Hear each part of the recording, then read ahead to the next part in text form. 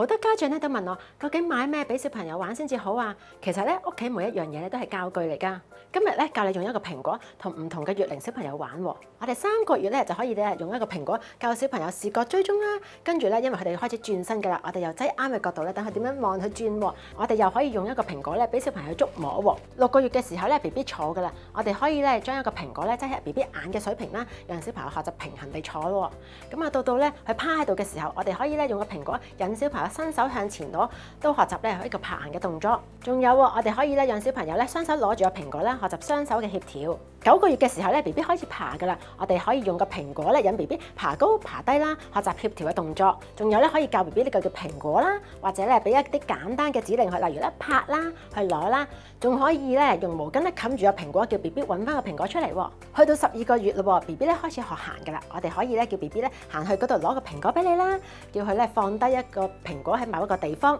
用叉咧吉蘋果學習呢個小手機嘅。到18個月嘞，我哋咧可以咧將個蘋果擠喺隻碟上面咧，叫小朋友運送嘞，訓練佢哋嘅協調啦、動作嘅穩定性，仲有可以做配對蘋果啦、分辨蘋果嘅顏色啦、大細等等嘅。